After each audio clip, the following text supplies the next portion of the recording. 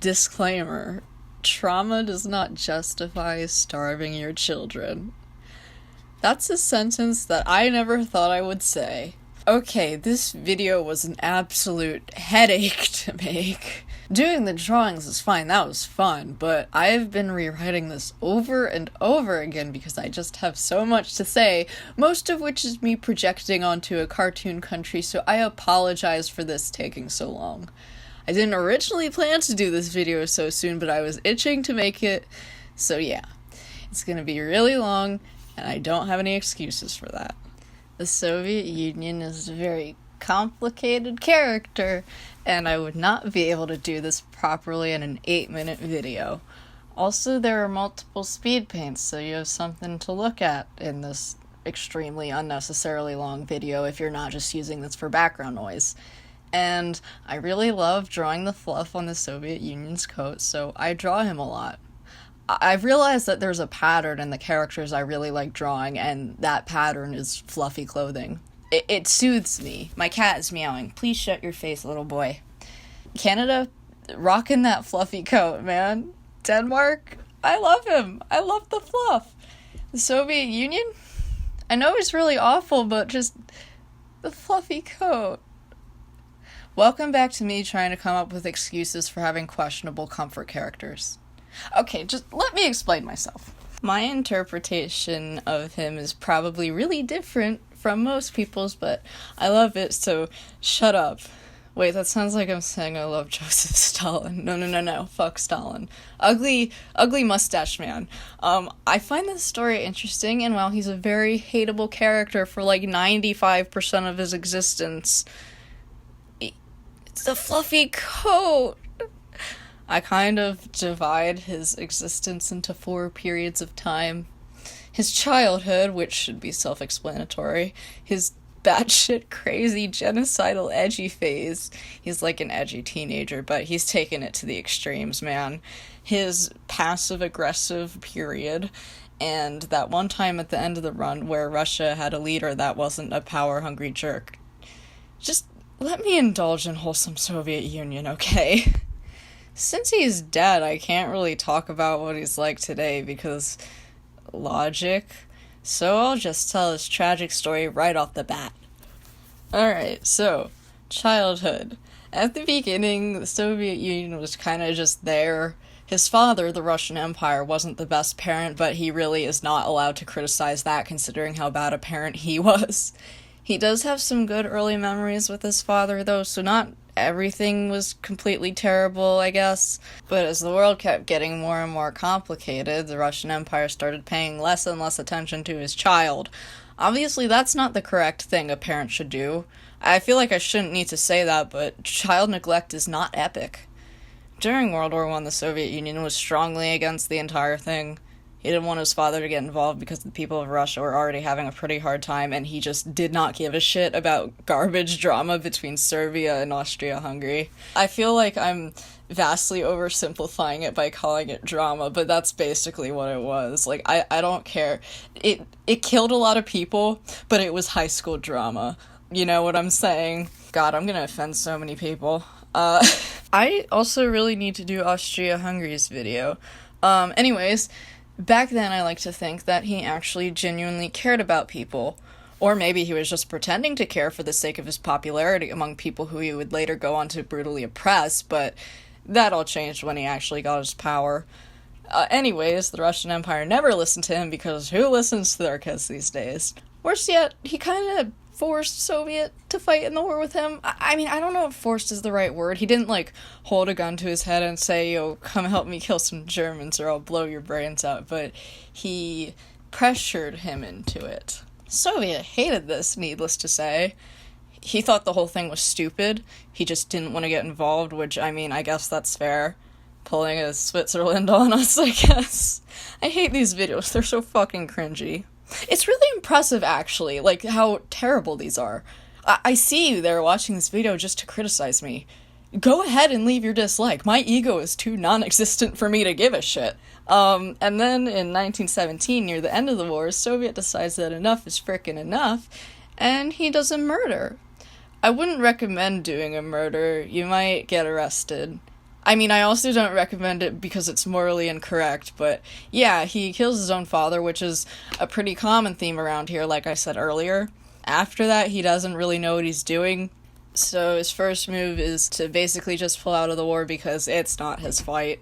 He's sick of this BS, and he doesn't want to take part in it if he doesn't have to. So yeah, the other allied powers don't really know what to make of this, but they kind of just let it slide. Except America thinks he's pretty sus. I hate that I just used that word. America is pretty wary of him, I guess would be better words. And he has every right to be honest.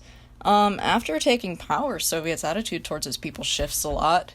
Enter batshit crazy edgy phase. He becomes really greedy and shitty, and his good intentions are pretty much gone by now. I'm not, defending this, I'm just saying that as a character in the cursed world of Countryhumans, I see it as him kind of letting the power get to his head or something, because characters in actual valid pieces of media don't immediately do those kinds of 180-degree turns where they start genocides. I don't know if that made any sense. I once made a joke with my friends that the Soviet Onion's character arc is like a rainbow and everyone else is just like a freaking speed bump. I have a lot to talk about here. Did I just say Soviet Onion? I don't fucking know. I probably did. I'll have to edit that out, or maybe I won't because people were mad at me for editing out the last... Okay. The history is interesting, and it's fascinating to me how certain leaders can completely change a nation. But in this weird adaptation of history, it's all one person, except that person is learning and growing as a character. This whole concept is dumb. Back to history. The Polish-Soviet War happens, and honestly, it's really not that important here, so we'll skip over that. I'll probably talk about it in Poland's video, I don't know. He has more children. I don't know who the other parent is, so let's just go back to my original theory that they can do cell division or some shit. A famine happens, and that's just the first of several, so that really sucks. In 1922, he officially establishes the USSR, essentially leashing his children to himself so they can't run away from their abusive household. And things just get worse from here. In 1928, he starts his first 5-year plan, which will totally not screw everybody over. And then the Ukrainian genocide also happens. He decides that Ukrainians are immune to starvation and takes all of Ukraine's food. I don't know, maybe you thought they were all on peaceful mode or something. I need to stop speaking. But yeah, Ukraine has a really shitty few years. Someone probably should have called social services. This is awful parenting. And Soviet probably should have read Dr. Phil's parenting guide. All of what I just said was stupid and cringe. I need to get a hold of myself. Okay. And then he starts killing more people again because anybody with vocal cords is a threat to his power, obviously. And then the German jackass makes his debut. I have a lot to say about this. First and foremost, I don't ship this.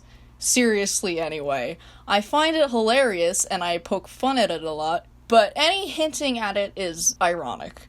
I don't really have a problem with people who do ship it because I can't find the energy to care about toxic romantic pairings between fictional characters when there's stuff like, a deadly pandemic going on in the real world, but I don't ship it because I feel morally obligated not to. So no homo. With that out of the way, excuse me while I casually vomit out all of my headcanons for this doomed relationship. Platonic relationship. No homo, guys. Before the Molotov-Ribbentrop Pact, Soviet was completely distant from the German jackass. He was like, ew, fascism, I better not talk to him in case it's contagious. Why did I use my, spoiled teenager voice for that? I'm really not sure. I'm also talking really fast because I'm, literally about to get on a plane to Iceland in a few hours, so I need to get this audio done so I can edit this video. But yeah, when he was approached with an opportunity to gain more land, he begrudgingly agreed to meet him, even as Britain and France both advised him to keep his distance and not trust him. He probably should have listened to that warning, but he's just an idiot. Turns out the German jackass was a lot more charming, I guess. Charismatic feels more like a better word. He was a lot more charismatic than he would have thought, but no homo again. Soviet was impressed by him, although he wouldn't admit that because his ego is bigger than the entire solar system. They made their agreement and would continue to see each other every now and then throughout the years of their alliance, and Soviet actually grew kind of fond of him as much as he hated it. Despite their apparent political differences on the surface, they were very like-minded.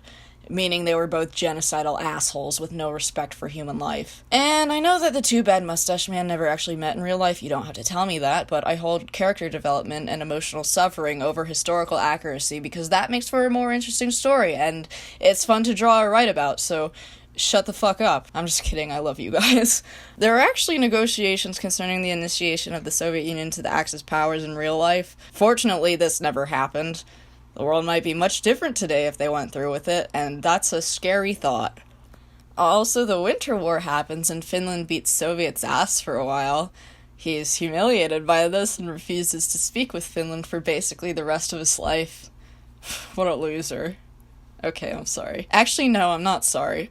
But yeah, as far as the Soviet was concerned, the German jackass was his friend, and pretty much his only friend because he's an asshat and nobody likes him due to him being an asshat. Thus, he became pretty close to the other country and genuinely enjoyed him as a person and got way more attached to him than he ever thought he would.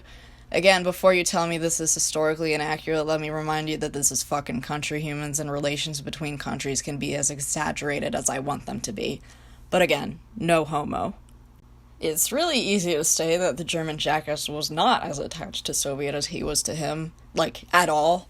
He didn't hate Soviet as much as he hated, say, Britain and France for personal reasons that I'll talk about if I ever do a video about him, but it was his plan all along to go behind his back, and even if he did grow fond of him in any sense whatsoever, he would not have let that change his plans. He's crazy, and he holds power above anything else. He was going to use Soviet, and nothing was going to change that. Anyways, as you can imagine, Soviet was not very happy when he got betrayed. Actually, he kind of just fucking lost it. He was pissed off beyond belief, and he felt genuinely hurt.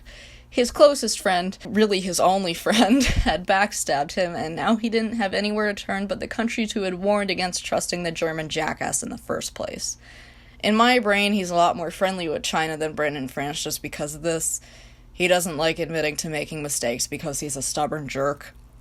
He joins the Allies because he doesn't have anywhere else to go, but in the first few months after Operation Barbarossa, he can't bring himself to do anything, and he's kind of just a bumbling idiot.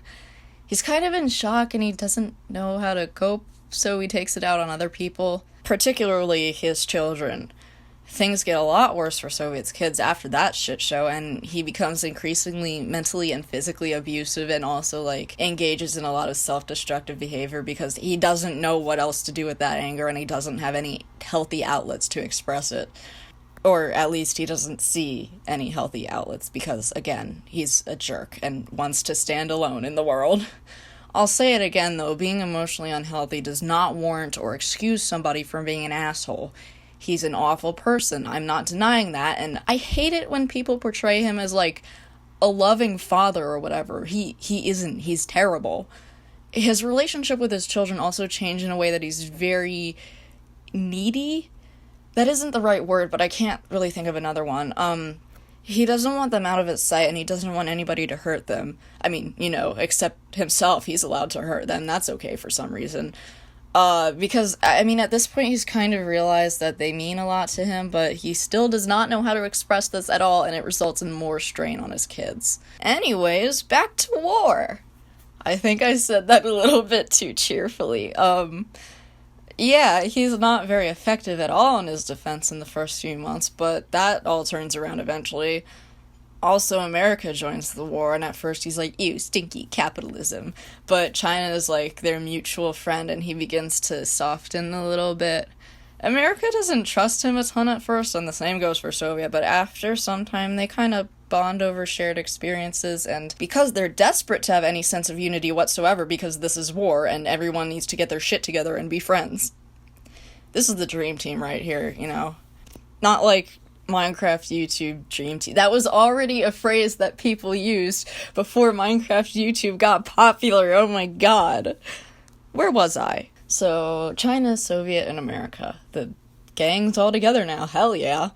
They do get really close during the war despite their differences, but no homo. That sounded really sarcastic. It wasn't meant to be. I don't ship this. Not my thing. They're just really close friends, but the friendship is unsteady. Soviet is super needy, but, in a weird way. Sometimes he's distant from them, and other times he's, super adherent. they don't really understand it too well, but they recognize that he's kind of, like, really emotionally unstable, and they kind of excuse the weird behavior. There's also nothing that they can do about it, so, you know, they kind of have to put up with it. He also kind of lets his walls come down around Britain and France later, but it's like they all kind of see this weird side of him where once in a blue moon he's not a complete asshole, but, you know, even though the friendship is genuine, it is really strained by his bad habits and hostility.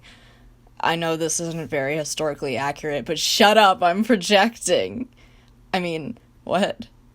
Of course they start winning, and Soviet is ruthless when it comes to fighting. The other allies are just as strong in their own ways, but he's just especially brutal, and he's driven for all the wrong reasons. He also has no morals, so he has no problem with killing a lot of people. He, air quotes, liberates Poland and the other Eastern European countries, and they start pushing into Germany. Before I continue on, can somebody please explain to me where was the Battle of Berlin such a common search term? Can people just not recognize context clues? What's the deal with that? Okay, anyways. Soviet kicks ass in the Battle of Berlin. Also, Poland is there, and he gets points for participation. Seriously, though, Poland was a really surprisingly important combatant in the whole thing, but... Oh, look at that, I'm getting off topic again. Yeah, Battle of Berlin. He shows up in person to track down the German jackass, and he's not entirely sure what he's gonna do when he finds him, but the number one priority is making sure he doesn't, like, escape to Argentina or some shit. He finds him hiding in a bunker while everything blows up on the surface. Nobody really knows what happened. He doesn't talk about it, but for the angst, I like to think he would have found the German jackass alive only to have to watch him commit not alive, which is a traumatizing experience, needless to say. I mean, he'd seen countless bodies before, but this was different. Sure, he'd been his enemy, but he'd once been his friend, and part of him was even angry that he hadn't gotten to kill him himself. Regardless, this was not how he imagined his victory. What I'm getting at here is that he still has a lot of lingering feelings for him. Platonic feelings, no homo. I feel like I need to say that every 5 seconds. Why is the fucking Soviet Union the most developed character in my brain? What does that say about me as a person? Alright, anyways, Germany walks in on the scene and he's like, oh shit, there goes my parental figure. I mean, the reaction was probably more complicated than that, but this video is already gonna be way too long. So, Soviet takes him to the Allies, and they split him into East and West Germany, because separating siblings is always the best option when a child is orphaned. I talked about this in America's video, how countries can, like, be split into 2 different people. Again, I have no idea how the fuck this works. Just go along with the program here. Also, he snatches the Eastern Bloc. He treats East Germany like garbage for multiple reasons. The German jackass hurt his children, so he kind of sees it as like a kind of revenge to hurt his child, if that makes any sense. That doesn't justify it at all, though. But like I said in the video about Russia, East Germany is like his living punching bag. He is a terrible, for lack of better words, adoptive parent. But at the same time, even though he says he hates him so much, he also tries to keep him extremely close because he's oddly protective over him in a very unhealthy way. In his mind, East Germany is really the only piece of his old friend that he has left, and he needs to keep it close at all times. He kind of just treats East almost like an object. Anyways, the war in Europe is over, and he turns to the Pacific to help China, and then America drops some extinction eggs on Imperial Japan, and he's actually pretty pissed.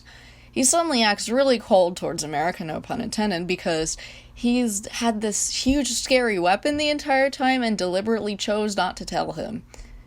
It's kind of fueled a lot of mistrust, and while it was a total overreaction, he isn't in the right mental state to recognize that. And thus, the Cold War begins. He feels like he's been betrayed by America, which, again, is a total overreaction.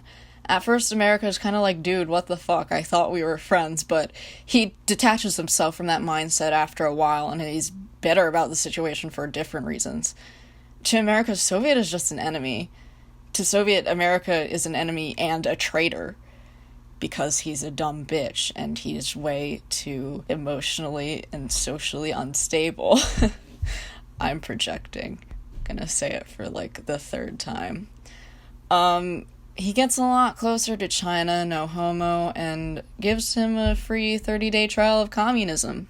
That was a really stupid joke. But yeah, at this point, he's kind of wary of China as well, because the last 2 times he had a friend, something happened to make him hate them. Or at least convince himself that he hated them. It's hard to ever truly hate somebody that you cared about so much. He acts kind of odd around China, and again, even though he's mistrustful of him, he's very clingy at the same time. Unfortunately, his third friendship would also end in ruins. I wrote something about that and read it in China's video, so you can go back into that if you want more detail, but the gist of it is that he's a giant hypocrite and is unsettled by a lot of China's murderous / borderline colonialist tendencies, and they fall out. You guys know the history of the Cold War, space race and stuff, Korea and Vietnam, all that crap, also Cuba and Afghanistan. I'll talk about those individual shit shows in each of those countries' own videos because this is already stupidly long. With all that in mind, let's do an epic time skip towards the Chernobyl nuclear clusterfuck. I have something to read here. This is the first video where I'm reading 2 separate things, and I don't know if that's ever going to happen again because I just really like writing from the Soviet Union's perspective, and I'm super proud of this. So, time to read cringy fanfic. This one is shorter than the other one I'm reading later, so let's go. Soviets scowled as the helicopter touched down in front of the ruins of the nuclear reactor, observing the damage and feeling nothing more than a twinge of annoyance. That was until Ukraine stumbled towards him, having to lean on Belarus's shoulder. Her sister also looked awful, her legs trembling as she was forced to carry both of their weights. His heart sank as he realized how badly they were hurt.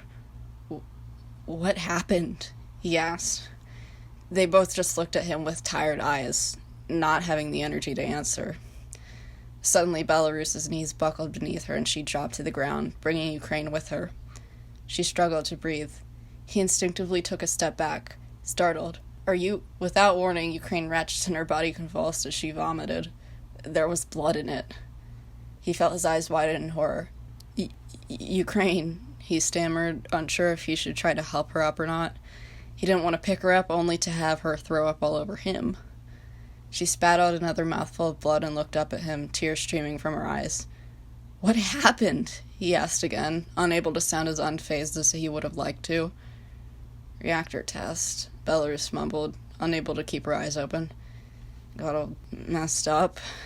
Her sister began dry heaving, and nothing even came out that time. She was empty. Soviet swallowed down his own nausea and reached out to her, but they both quickly flinched away, their faces flashing with terror. The reaction hurt him more than any bullet ever could. "But I deserve it." He pushed the thought away and tried again, but they only scurried further back. "Don't hurt me," Ukraine rasped, her sides still shaking from the effort of vomiting. "I won't hurt you," he reassured them, his voice trembling. His stomach felt hollow and his mouth felt dry. They didn't look convinced. "I promise I won't hurt you," he told them again, his voice breaking. I promise I won't hurt you." He reached out his hand for her again, expecting her to refuse and the 2 of them to fall back once more.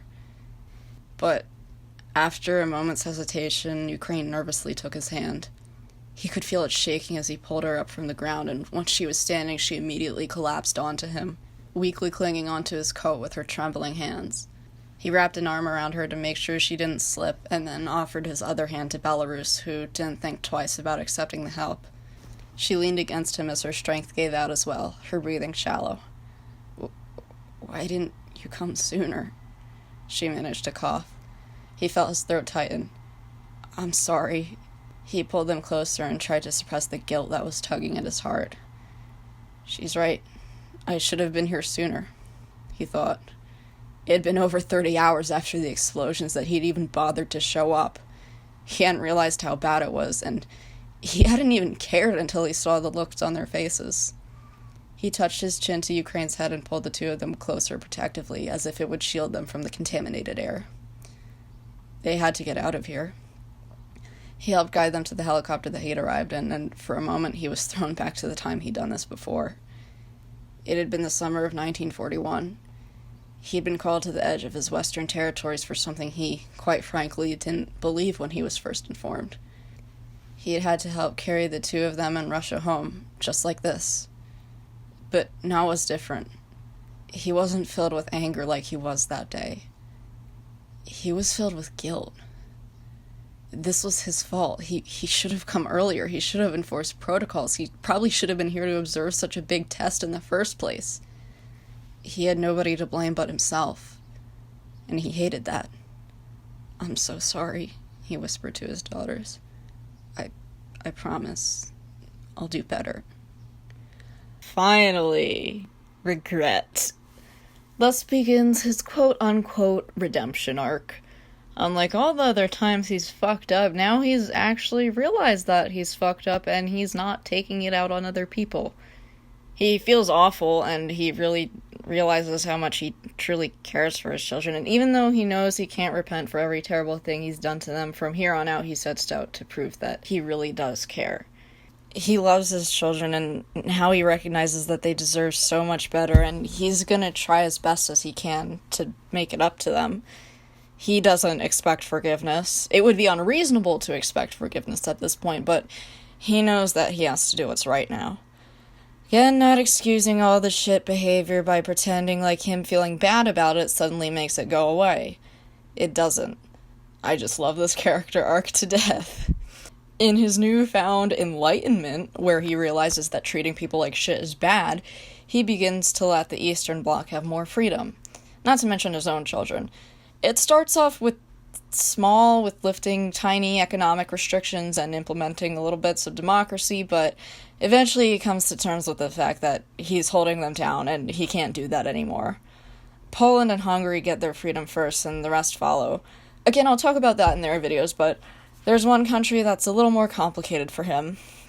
He always held East Germany very close to him, even if he did so in such an oppressive way. And now he kind of sees him as one of his own children in a way, and he realized how much he's fucked up.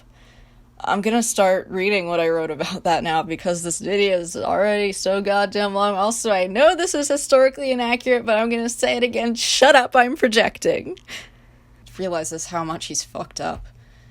I'm just gonna start reading what I wrote about that now, because this video is already so goddamn long. The mounting pressure for the dismantlement of the Berlin Wall wasn't the only reason he decided to back down when it came to his presence in Germany. He'd seen how his puppet state looked on in bittersweet joy as Poland and Hungary regained their deserved sovereignty, and Soviet could tell that he wanted it too. It was clear that he couldn't make East Germany stay with him as much as he wanted to. He hadn't told him yet, and in all honesty, he was kind of holding off on it. He wasn't sure why. Was it to spend more time with him? Maybe. Probably. He was lost in thought when he realized the smaller country was shivering as the two of them walked beside each other, the snow crunching softly underneath them as they went. Soviet chuckled softly and shrugged off his coat, passing it to East. East looked up at him in surprise. "Won't you be cold?" he asked, his orange eyes reflecting the moonlight. "Nah, I'm used to it," he replied, taking a deep breath of the frosty air and watching it come out in a cloud. "I like the cold." He smiled and closed his eyes. "Are you okay?" East asked slowly, staring at him. He looked back. "Of course," he answered. "Why?" "You're acting weird," he worded carefully. Soviet just laughed softly. "Am I?" he asked. "Well, yeah," he said awkwardly. "You've been acting weird for a long time now." He took in a breath. He couldn't avoid the subject any longer. "East, we need to talk about something." He saw East's eyes flare with worry. "You're not in trouble," he said quickly. "Everything's fine." "That's good to hear," he laughed anxiously. Soviet sighed, trying to figure out how to say what he needed to.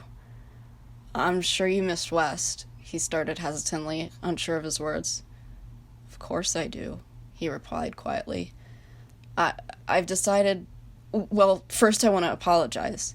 He changed the subject instinctively, and then he was annoyed at himself for not just being able to say it. All he was accomplishing was dragging this out for himself. "For what?" East asked. "For everything. I treated you horribly. I was horrible to you. You didn't deserve it, and I'm sorry.